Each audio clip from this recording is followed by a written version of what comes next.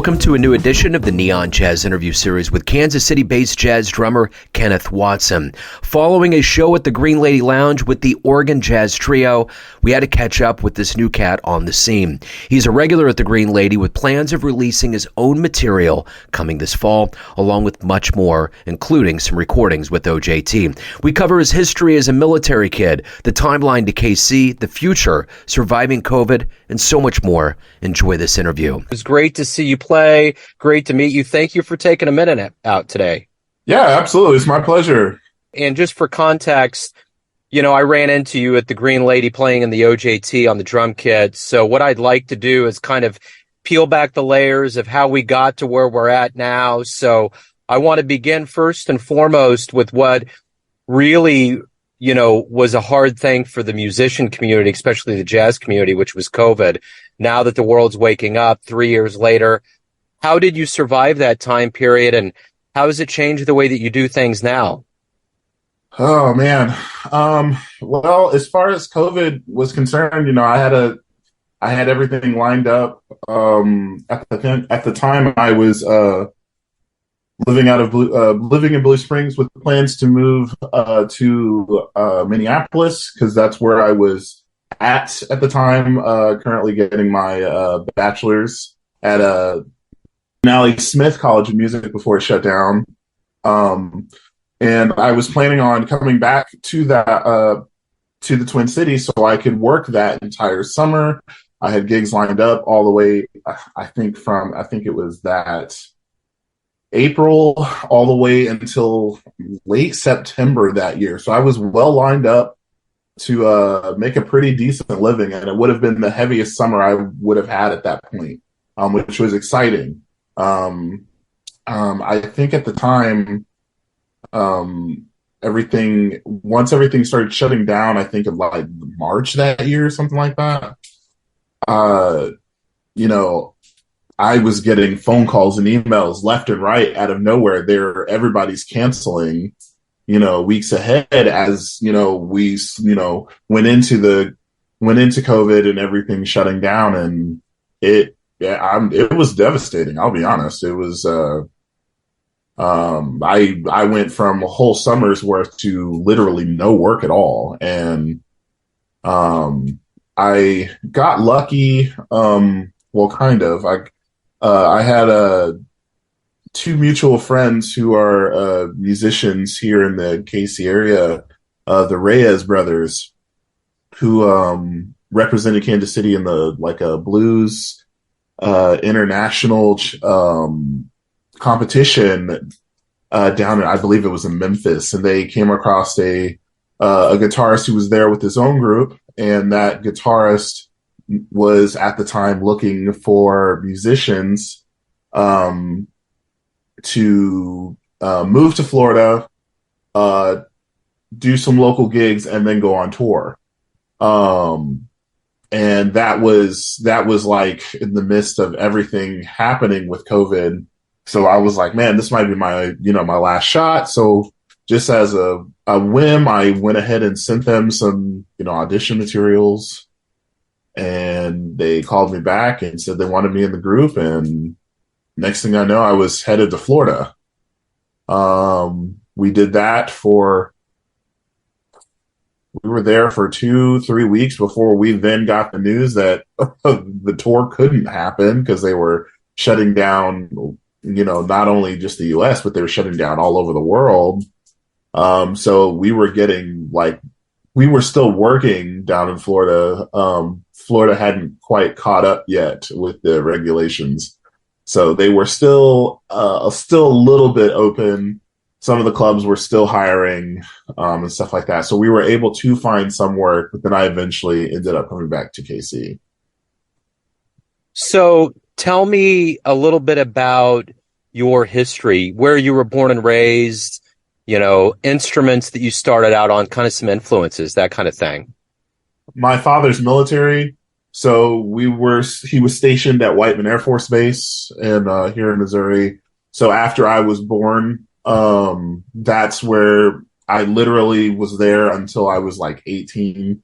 All of my brothers and sisters, and then later stepbrothers and sisters were all musicians of some sort. They had all gone through the band program at Knob Noster High School under Mr. Rob, who was also my teacher as well. And so I caught the music bug early. And on top of going to band class, as well as playing in my church as a musician. I mean, I was still green as far as music was concerned, but I was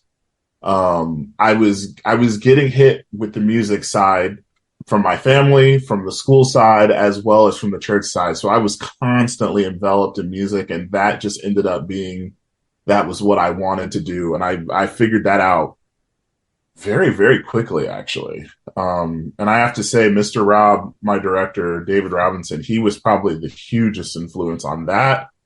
On top of my godparents at the time, Betty and Ted Smith, they were huge jazz fans. So whenever, before my dad remarried, I would spend the weekend or sometimes Sunday afternoons with my godparents. And, my dad, my godfather, he would have me go out and mow the grass, and then I would come in, and then my godmother, after I got cleaned up, she'd turn on, Dave Brubeck, and which was the first jazz album I'd ever heard, the Take Five album. And she put me at her one of her desks, cause she was a art teacher at State Fair Community College in Sedalia. And she would put paper in front of me, and she'd be like, listen to this music and draw what you feel. And let's, and she would just, as we were talk about life and jazz and all that built a super huge creative bug inside of me. So I was constantly drawing. I was constantly asking her for another, tape, tape for, of another jazz album, or just, any other album that she thought I would like. And that led to like Art Blakey and the Jazz Messengers, or, Rhapsody in Blue, with George Gershwin, all that. It was all over the place as far as that was concerned. And, so my godmother, David Robinson, and my dad, of course, being a deacon at the church, he always was like, come play, and what can we do differently? And can I get you different sticks? And so he was super supportive on that as well. And, I think that was probably the big thing. So once I did that, I went through, high school doing all that, and just, it was constant from 6th grade all the way till 12th grade, where I had private lessons. I don't think I had private lessons until I was like in the 11th grade with Dr. Sikelski at UCM. But it was, with David Robinson, Bruce Kerr, and the choir at my church, with my, my dad giving me lessons of how to play in a practical sense. Like, okay, you're playing with vocalists now, so what can you do to back them up and everything like that. So it was like I got the academic side from Mr. Rob, I got the lifestyle side from my godparents, and then I got the practicality side at church. What can you do to enhance the music, to enhance the experience and stuff like that. So I kind of got lucky. I'll be honest. It was kind of a weird hodgepodge, but it worked out for me. So what was the first live show, whether it was jazz or otherwise, that really moved you and made you think that's something you want to do with your life? Like live show that I watched, or live show that I was a part of? That you watched.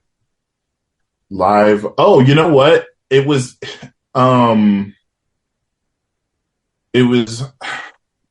if I remember correctly, it was, actually, no, it was UCM's Jazz One Ensemble. I'm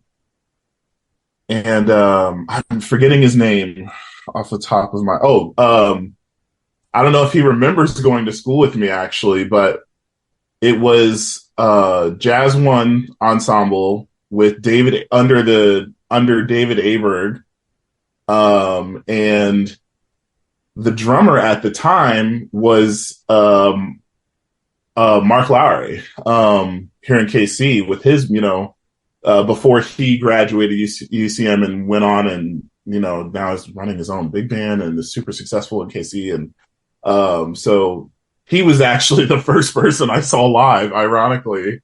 And the way he played was just, I didn't even know drums could be played like that. And he did it with a smile, which was the coolest part, I'm very, I don't want to say I'm a showman or anything like that. Like, but I love emotion on stage. So when I see somebody like that and I see them actually happy to be there and be a part of it, the school I went to in Knob, it was a small department. I mean, you had 400 kids in the entire high school. So, I mean, it was a very small department, and half the kids were there just because either their older siblings were in it and it was an easy grade, or their parents made them do it because it was an art class or whatever. But like, it was, a lot of the students were there just to be there, not because they actually liked playing music. And so for me to see an ensemble full of people who actively wanted to be there and are paying money to do it, to learn about that. And, of course, even back then, Mark was an amazing player. So that probably I think that was it. Watching him do that was really cool. I think we were there for a competition. I think it was the jazz festival at UCM, actually. Yeah. And their jazz band was the final group of the night to play. So how exactly did you end up in Kansas City? Well, like I said, I grew up in Non-Noster, so Kansas City is like the nearest big metropolis, if you want to put it that way, for me. But I eventually moved in with my brother, who lived in KCK, and while I was living there, I think I was driving around randomly, and I saw Kansas City, Kansas Community College. And when I looked them up, that I found their music program with Jim Mayer and everything like that. And so I eventually went to school there.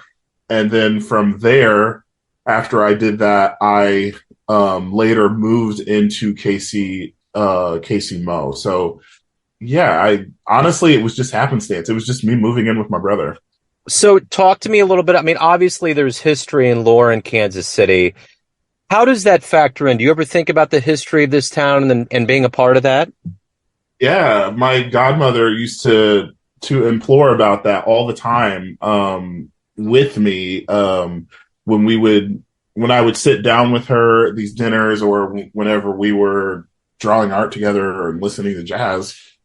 She would explain to me that, KC was one of those places that jazz went through very prominently, and would explain to me kind of, some of the history that would kind of go through the town. So I was kind of mesmerized. I was like I'd only thought, jazz was like New York and Harlem and, things of like that nature. But then, later learning of the Renaissance and, the Harlem Renaissance and everything moving upwards, and how Kansas City was a major stop. I had no idea. So I got really lucky on that factor. And then also, while I was at KCK, everybody kept asking me, because of my last name being Watson, if I was any relation to Bobby Watson.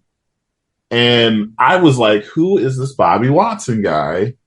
And when I finally did my research and realized I'd been listening to him because he, when he was part of the Messengers, I was like, oh, wow. And I was shocked. And then later to find out that he was running the department at UMKC and everything else like that, I was just like, whoa, there's a lot of history and stuff here. And even after, when I moved away for like education and stuff like that, I was like, KC where I can put roots. It's such a prominent place for the history of jazz, and it's a great place for work. There's no reason for me not to make a life here. What do you like the best about being a part of this Kansas City jazz scene? I was actually having this conversation with a friend of mine the other day. I think the biggest part of being a part of KC is there's not really any exclusivity as far as the city is concerned. I've been in, like I said, I was down in Florida. Did school up in Minneapolis. I've lived in Denver. One thing I've noticed that it's really hard to get into the music scenes in some other places sometimes, especially when it comes to jazz. It seems to be such a, like, if you can't hang, you're not worth, it's not worth the time. And I never once had that issue here in KC. Particularly, I went to one of my first like big memories of that was when I went to the Mutual Musicians Foundation, their jam session that they have every weekend, for the first time. It was that night was incredible. It was like Chris Clark, rest in peace, on piano. I believe it was Brad Williams on drums. It was Steve Lambert on tenor, and I want to say it was James Ward on bass. And they were just swinging like I hadn't heard swing in a while, like in live person like that. And when I wanted to talk with them and have these conversations, they were talking to me as if I knew them, my entire life, and even to this day, Brad Williams is, I consider him a good friend of mine because he's so open to talking about life and jazz and getting in on the scene and, being real about things. And that, that was kind of hard to do or to find in people in other places. So I don't know, maybe it was just happenstance that it happened to be Brad because he's such a good guy. But yeah, that's that. I mean, just not having to fight to get into the scene. Everybody's a jazz musician and is respected in that manner. So obviously, especially on the heels of what we all went through with the draft this weekend and knowing how much Kansas City's growing and what's going on, what do you like the best about this city? Like, it's still changing and it's still evolving despite, not even despite anything. It's just, that's the thing. I think it's just continually evolving. And it's not just, it's not staying complacent with things, it's always trying to better itself. There, new, more and more venues are trying to add music as time goes along. The city is trying to better itself. I mean, having the draft being hosted here was insane. So with the World Cup, I think also coming up too, I'm super excited for the future of the city because they're just like, okay, what's next? I feel like that should be the slogan, Kansas City, what's next? Like, how can we do better? Where can we go from here? It's pretty exciting. Yeah, I've been here my whole life, and to see those things happen and even being down at the draft was pretty stellar. Let's get kind of to the essence of who you are. Everyone has a perception of you, your family, your friends, your fans, but ultimately you live your life. What's your perception of you? Who do you think you are? Wow, that's an interesting question. For me, it's more of I want people to know that when it comes to me, music has always been a way for me to express myself. And to be able to express myself in that manner and to then also put smiles on everybody else's face, I want people to understand that that's who I am, not only through the music, but then also who I am outside of the music as well. I just want everybody. I want happiness for everybody. That's kind of weird. I don't know why I went there, but it's like I want everybody to understand that music has been so influential for me, and I want to be able to use that and just show the world that, you know, everything can always be better, everything can always be happier, everything. And even if it isn't at the time, you know, we can still, with knowing that, we can still make things better, period, you know. And Absolutely. I yeah, I want people to understand that through my music and through me as a person. So if anyone out there wants to catch you live, any news on any recordings that might be happening, anything that's going on in your world, where can they catch you, find out about calendar events, recordings, anything? Right now, all of my events, as far as like what I'm posting out, is usually through my Facebook. But we're currently, I'm actually working with the manager on that to get more of that out.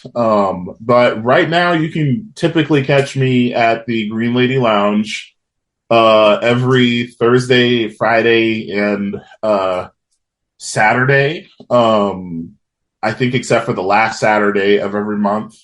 I'm down there with OJT under Ken Laverne at the Green Lady Lounge from 6 to 10 generally those nights. And you can always catch me at jam sessions around. Even though I'm getting more gigs and I'm, you know, working a lot, I always like to go and meet new musicians any chance I can get. We're also in the process, OJT, we're in the process of recording. We actually just finished recording last week. So hopefully we'll be putting out a album of that fairly soon. And then I'm also recording my own debut album, which is nerve-wracking, but it's super awesome. So that I'm aiming to release more towards September, October range. Excellent. Hey, Kenneth, this has been great, man. Thank you for opening up. Thank you for taking time out. It's great to see you on the scene. Best of luck with everything. And I look forward to, you know, both your album and the OJT and profile it on the show as well. Yeah, I appreciate the time, man. It was a good time. Thanks for listening and tuning in to another Neon Jazz interview, where we give you a bit of insight into the finest players and cats in Kansas City and spots all over the world, giving fans all that jazz. Thanks to Kenneth for his time, energy, and cool. If you want to hear more Neon Jazz interviews, you can find us on Apple Podcasts and Spotify. Subscribe to us at YouTube, and for everything Neon Jazz, go to theneonjazz.blogspot.com. Until next time, enjoy the jazz, my friends.